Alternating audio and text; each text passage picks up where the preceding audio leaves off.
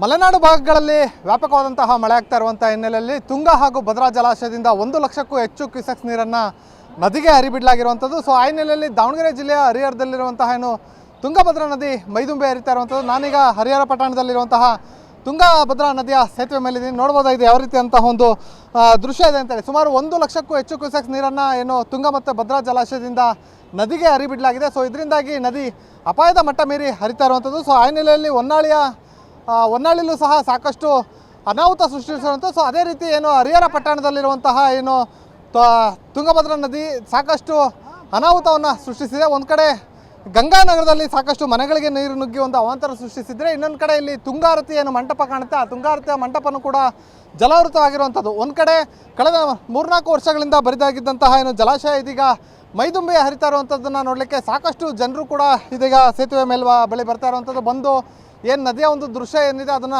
ಕಣ್ತುಂಬಿಕೊಳ್ತಾ ಇರುವಂಥದ್ದು. ಅಂದರೆ ನದಿ ನೀರಿಲ್ಲದೆ ಬರಿದಾಗಿತ್ತು. ಸೊ ಈ ಹಿನ್ನೆಲೆಯಲ್ಲಿ ಇದೀಗ ನದಿಗೆ ಜೀವಕಳೆ ಬಂದಿದೆ. ಸೊ ಹಂಗಾಗಿ ಜನರು ಸಹ ಇದೀಗ ನದಿಯ ಒಂದು ಸೌಂದರ್ಯವನ್ನು ಕಣ್ತುಂಬಿಕೊಳ್ತಾ ಇರೋದು. ಒಂದು ಕಡೆ ನದಿಯ ಅಪಾಯದ ಮಟ್ಟ ಮೀರಿ ಹರಿತಿರುವಂಥ ಹಿನ್ನೆಲೆಯಲ್ಲಿ ಈಗಾಗಲೇ ಜಿಲ್ಲಾಡಳಿತನೂ ಕೂಡ ಸಾಕಷ್ಟು ಎಚ್ಚರಿಕೆಯನ್ನು ನೀಡಿರುವಂಥದ್ದು. ಅಂದರೆ ನದಿ ಪಾತ್ರದಲ್ಲಿರುವಂತಹ ಜನರು ಕೂಡ ಎಚ್ಚರಿಕೆಯಿಂದ ಇರಬೇಕು. ಜೊತೆಗೆ ಜಾನುವಾರುಗಳು ಕೂಡ ನದಿಗೆ ಇಳಿಬಾರ್ದಂಥ ಒಂದು ಎಚ್ಚರಿಕೆಯನ್ನು ನೀಡಿದೆ. ಸೊ ಇಷ್ಟಿದ್ರೂ ಸಹ ಜನರು ಸೇತುವೆ ಮೇಲೆ ನಿಂತ್ಕೊಂಡು ಒಂದು ಕಡೆ ಸೆಲ್ಫಿ ಕ್ಲಿಕ್ಕಿಸ್ಕೊಳ್ಳೋದು, ಮತ್ತೊಂದು ಕಡೆ ತಂಡೋಪತಂಡವಾಗಿ ಬರೋ ಮೂಲಕ ಒಂದು ಅಪಾಯಕ್ಕೆ ಎಡೆ ಮಾಡಿಕೊಡ್ತಾರೆ. ಸೊ ಇನ್ನಾದರೂ ಜನರು ಎಚ್ಚೆತ್ತುಕೊಂಡು ಆದಷ್ಟು ನದಿ ಪಾತ್ರದಿಂದ ದೂರ ಇರಬೇಕು ಅನ್ನೋದು ಸಹ ಒನ್ ಕನ್ನಡ ನ್ಯೂಸ್ನ ಕಳಕಳಿ ಆಗಿರುವಂಥದ್ದು.